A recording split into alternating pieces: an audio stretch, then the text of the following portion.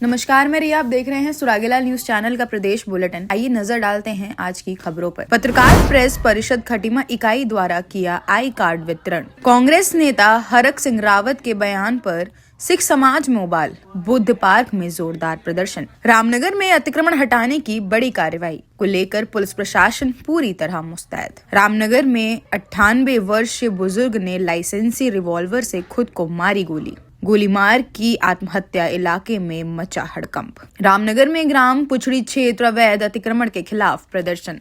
अब खबरें विस्तार से।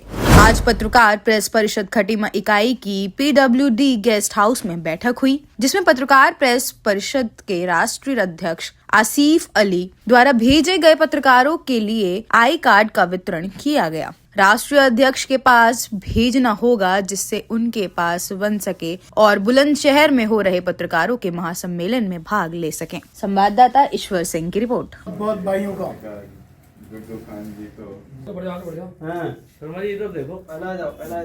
प्रेस परिषद इंडिया के राष्ट्रीय अध्यक्ष आसिफ अली के नेतृत्व में और हमारे प्रदेश अध्यक्ष अशोक गुलाटी के सानिध्य में पत्रकार प्रेस परिषद लगातार 4 वर्षों से खटीमा में कार्यरत है। आज उनके सानिध्य में हमारे राष्ट्रीय अध्यक्ष आसिफ अली के द्वारा जो यहाँ पत्रकार प्रेस परिषद के आई कार्ड भेजे गए थे उनको आज वितरण किया गया। साथ ही हमारे राष्ट्रीय अध्यक्ष जी द्वारा यह घोषणा की गई है कि दिसंबर माह में बुलंदशहर में लगभग 1000 पत्रकारों का भव्य सम्मेलन किया जा रहा है, जिसमें उनका कहना है कि देश के रक्षा मंत्री राजनाथ सिंह जी और उत्तर प्रदेश के उप मुख्यमंत्री केशव प्रसाद मौर्य जी और कैबिनेट स्तर के मंत्री उपस्थित रहेंगे। और हमारे पत्रकार प्रेस परिषद के साथियों से आग्रह है कि बड़ी से बड़ी संख्या में आकर उनका उत्साह प्रदान करें। धन्यवाद। अरे भाई जरा रुकिए, कहाँ जा रहे हैं? आपके पास आईडी कार्ड है क्या? ठीक है, आप जा सकते हैं।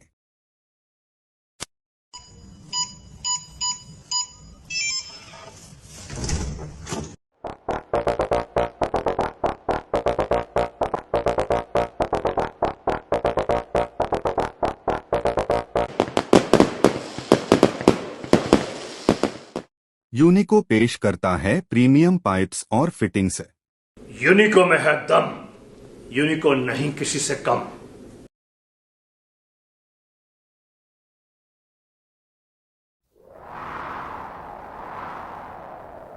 गर्मी की मार हो या हो तेज बारिश की बौछार, यूनिको 6 लेयर डबल पफ टैंक रहे हमेशा आपके साथ। नहीं किसी से कम, यूनिको में है दम। चाहे तो एक साथ होनी चाहिए, सब लोग एक साथ बैठना ही नहीं चाहते। पापा ट्राई दिस।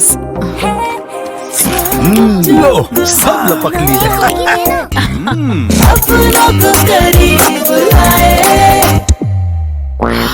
ये क्या हाल कर दिया है रूम का? बस कल से चाय मेरे रूम में। देवर पान नमकीन। हल्द्वानी में कांग्रेस नेता हरक सिंह रावत द्वारा सिख समाज के संबंध में की गई कथित अभद्र टिप्पणी के खिलाफ शहर में भारी आक्रोश देखने को मिला। सिख समाज ने मांग की है कि हरक सिंह रावत तुरंत गुरुद्वारे पहुंचकर समुदाय से माफी मांगे। उन्होंने चेतावनी दी कि यदि शीघ्र माफी नहीं मांगी तो विरोध और तेज किया जाएगा। संवाददाता दीपक अधिकारी की रिपोर्ट।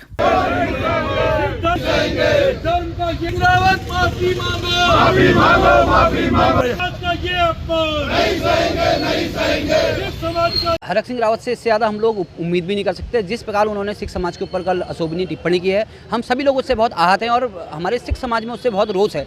सिख समाज हमारे सनातन का भी एक महत्वपूर्ण अंग है और हमारी देश की आज़ादी में सिख समाज की महत्वपूर्ण भूमिका रही है। सिख समाज के बहुत सारे लोगों ने बलिदान देकर यहाँ पर हमारे देश को आज़ादी दिलाई है।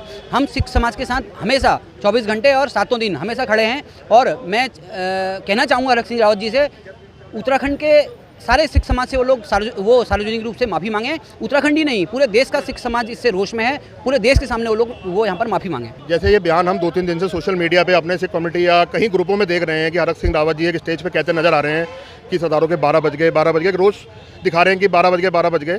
तो उससे हमारे सिख समाज में जो आप देख सकते हैं यहाँ पे प्रत्यक्ष बड़ा रोष है उस विषय में कि यार आप कोई अच्छी बात कर ना पाए हमारे समाज के लिए तो उसके लिए निंदनीय टिप्पणी भी ना करें।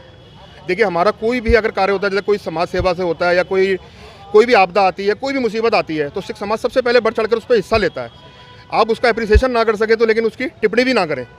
तो मैं उनसे यही रिक्वेस्ट करूंगा आपके माध्यम से कि भैया जल्द से जल्द आप किसी गुरुद्वारे में आएँ या किसी सिख समाज के ऐसी जगह संस्था पे आके अपने शब्द वापस लें और एक माफ़ी मांगें, जिससे सिख समाज आपको माफ़ कर सके। सिख समाज कभी भी किसी पार्टी का विरोधी नहीं है और ना ही हमें किसी पार्टी से मतलब है। हमें तो हरक सिंह रावत जी से मतलब है, जिन्होंने सिख समाज के लिए ऐसी टिप्पणी कर करके और क्या नाम उनका अपमान किया है। और हम लोग चाहते हैं, सिख समाज पूरा चाहता है कि वो आकर के गुरुद्वारा साहब में आकर के माफ़ी मांगे और सिख समाज के आगे उनको एक पत्र लिख करके उनके क्या नाम उनसे माफ़ी मांगनी चाहिए और आगे से ऐसी कोई गलत काम ना करे और ना कोई टिप्पणी कर पाए किसी भी धर्म के लिए।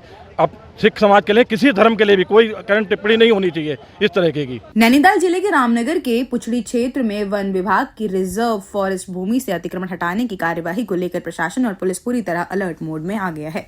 शांति एवं कानून व्यवस्था बनाए रखने के उद्देश्य से पुलिस अधीक्षक नैनीताल के नेतृत्व में भारी संख्या में पुलिस बल की तैनाती की गई है।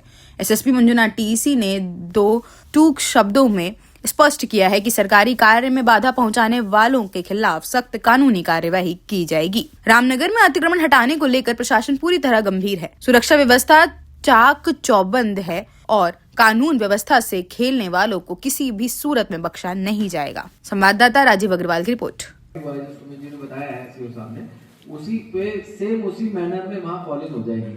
उसके अनुसार हमें कार्रवाई करनी है कि जो लोग टारगेट जिन लोगों को ब्रीफिंग के जस्ट इसमें थोड़ा जो कार्रवाई है इसमें अभी जो वन विभाग के द्वारा रिक्वेस्ट की गई थी प्रशासन और पुलिस से, तो अभी इसमें कोऑर्डिनेशन के लिए हम लोगों ने ब्रीफिंग की है। समस्त जो स्टाफ था उस स्टाफ की हम लोगों के द्वारा ब्रीफिंग की गई ताकि तालमेल में किसी प्रकार की कोई इसमें कमी ना रहे। और बाकी इसमें अभी कुछ फाइनल डिसाइड नहीं हुआ है, जो सीनियर ऑफिसर्स डिसाइड करेंगे उस हिसाब से कार्रवाई आगे की जाएगी। रामनगर के ग्राम उमेदपुर से एक बेहद दुखद और सनसनीखेज घटना सामने आई है, जहां 98 वर्षीय बुजुर्ग रक्षपाल सिंह पूरेवाल ने कथित तौर पर अपने ही लाइसेंसी रिवॉल्वर से खुद को गोली मारकर आत्महत्या कर ली। घटना के बाद पूरे इलाके में अफरा तफरी मच गई। सूचना मिलते ही पुलिस मौके पर पहुंची और जांच शुरू कर दी गई है। आत्महत्या के पीछे की असली वजह क्या थी, यह जांच के बाद ही साफ हो पाएगा। संवाददाता राजीव अग्रवाल की रिपोर्ट।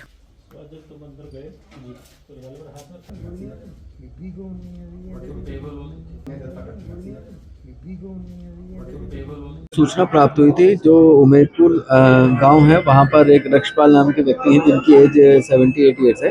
उनके द्वारा अपना जो लाइसेंसी वेपन है उससे उन्होंने एक आत्मघाती कदम उठाया है जिसमें उनकी मृत्यु हो गई है।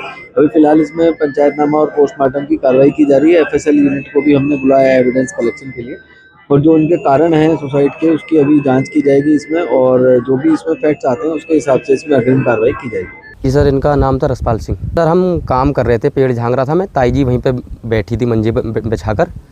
तो जैसे ही मैं लौट के टहनी फेंक के आ रहा था खेत में, फिर मैं जैसे ही मैं आया तो एकदम गोली की आवाज़ आई। तो मैं भाग के मैंने ताई जी से पूछा, मैं ताई जी किस चीज़ की आवाज़ है? ताई जी बोली पता नहीं बेटा। जब मैंने कमरे के अंदर झांक के देखा ताऊ जी गिरे पड़े थे। फिर मैंने उनको देख के मेरी हालत ख़राब हो गई। मैं सीधा भाग के गया, भाभी को बताया, ताई को बताया, फिर उन्होंने पुलिस वालों को सूचना दी और पुलिस। बुजुर्ग जो खत्म हुए हैं इनका नाम है रक्षपाल सिंह पुरेवाल। पता क्या चला, वो अपना जो इनका केयर टेकर है यहाँ पे लड़का रहता है, उसने पेड़ वेड़ छटाई कर रहा था, सफाई कर रहा था। उसने पूछा आके ताऊ जी कि इस पेड़ की छटाई कर दूँ, ये सफाई करनी है। बोले कर ले। उसको कह के अपना पीछे से उठ के आ गए। वो पेड़ की छटाई कर रहा था, इतनी देर में जाके इन्होंने अपने आप को अंदर अपनी ही लाइसेंसी पिस्टल से खुद को गोली मार ली। पड़ोसी होने के नाते उसने फ़ोन किया फटाफट, बोले भाई साहब आओ तो ज़रा देखो क्या हुआ क्या नहीं हुआ। हम आए तो देखा जब तक तो ख़त्म हो चुके थे। कुछ डिप्रेशन का बता रहे हैं कि डिप्रेशन की दवाई वही चल रही थी इनकी थोड़ी बहुत। अरे भाई जरा रुकिए, कहाँ जा रहे हैं? आपके पास आईडी कार्ड है क्या? ठीक है, आप जा सकते हैं।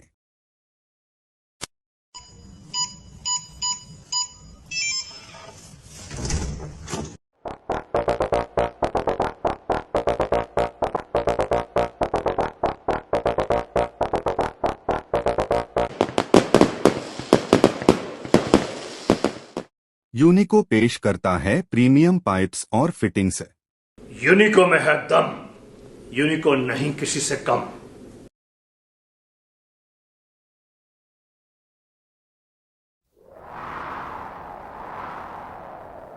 गर्मी की मार हो या हो तेज बारिश की बौछार, यूनिको 6 लेयर डबल पफ टैंक रहे हमेशा आपके साथ। कि नहीं किसी से कम यूनिको में है दम। चाहे तो एक साथ होनी चाहिए, सब लोग एक साथ बैठना ही नहीं चाहते। पापा ट्राई दिस। लो सब लपक लिए।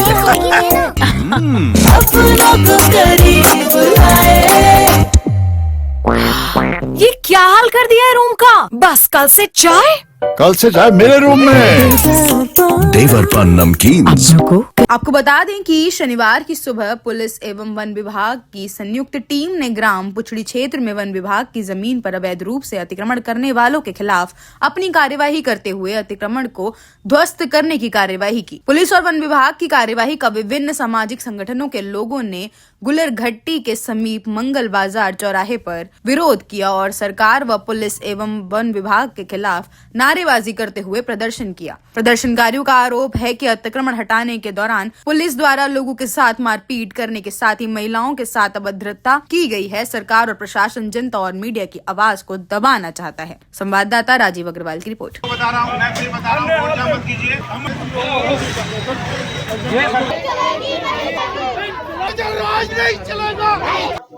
पुलिस प्रशासन और वन विभाग के द्वारा जो पुछड़ी के अंदर अतिक्रमण के नाम पर बुलडोजर की कार्रवाई की गई है, ये इसको हम लोग असंवैधानिक मानते हैं, अलोकतांत्रिक है, कानून विरुद्ध है और मानवीय मूल्यों के खिलाफ है।